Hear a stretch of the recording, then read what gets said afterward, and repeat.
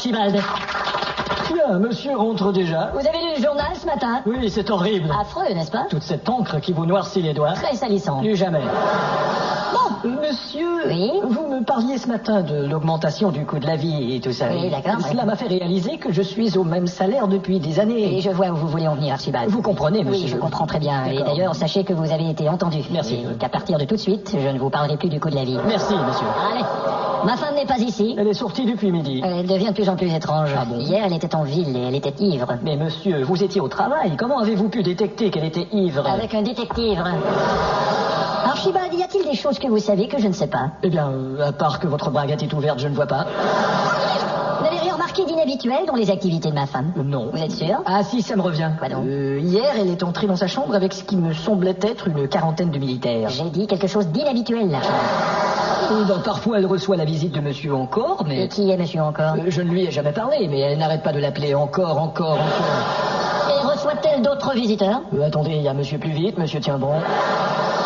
Pas de monsieur Foulcan? J'en ai pas vu. Ça confirme ce que je croyais. Mais elle rencontre aussi des femmes. Quelle femme? Elle ne fréquente que des hommes. Elle a une amie, France. France? Mais elle ne connaît pas de France. Si, elle lui a parlé au téléphone. Elle parlait à France Télécom pour rejoindre un de ses gigolos. Possible. Je vous avoue que je songe à me débarrasser d'elle. Monsieur, il ne faut pas... Ça serait vite fait, bien fait. Mais réfléchissez, monsieur, il ne faut Je pas... peux que supporter cette vie. Il ne faut pas faire une Il chose faut pareille. absolument que je trouve un moyen. Mais qu'est-ce que vous faites avec cet interrupteur? J'essaie de vous interrompre, monsieur.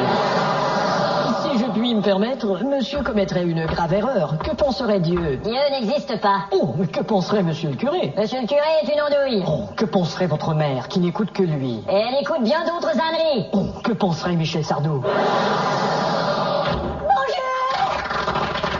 Tiens, chérie. Alors, Eh bien, comment était ton après-midi? voyez-vous ça? C'est la première fois que tu me demandes comment était mon après-midi. Normal, c'est la première fois que je te vois depuis cet après-midi. Et où étais-tu? Je suis allée acheter quelques petites choses. Mais je ne vois aucune petite chose. Et toi? Je suis allé négocier les intérêts bancaires de la société. Mais je ne vois aucun intérêt.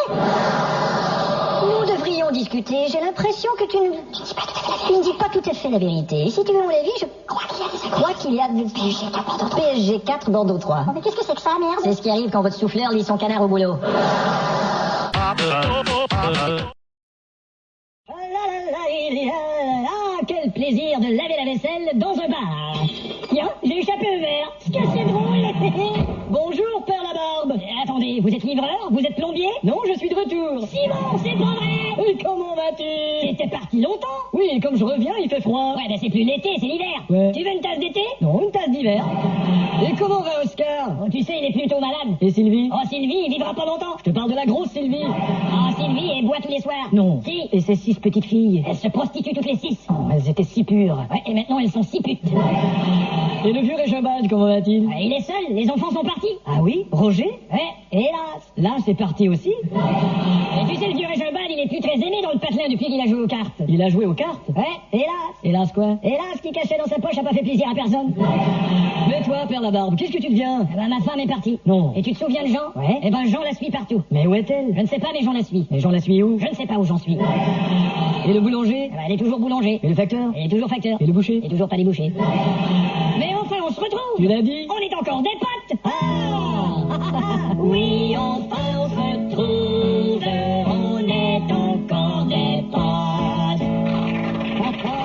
C'est merveilleux de revenir ici, de pouvoir revoir tous les amis. On va appeler tout le monde qu'on connaît et on va te faire une petite fête en l'honneur de ton arrivée. Ah! C'est merveilleux de revenir ici, de revoir tous les amis. On va appeler tout le monde qu'on connaît, faire une petite fête en l'honneur de ton arrivée. Entrez. Salut? Gustave. Simon? Eh oui, c'est lui. Eh ben, si je m'attendais à ça... Viens dans mes bras. Ah! Ding dong, entrez, clac, salut Gustave Simon. Eh oui, c'est lui, si je m'attendais à ça, viens dans mes bras. Et qu'est-ce qui t'arrive? Ah, pas grand-chose, tu sais, une petite maladie vénérienne. Ah, tiens, Non, écoutez... pas grand-chose. J'aurais préféré que vous la chantiez pas, celle-là.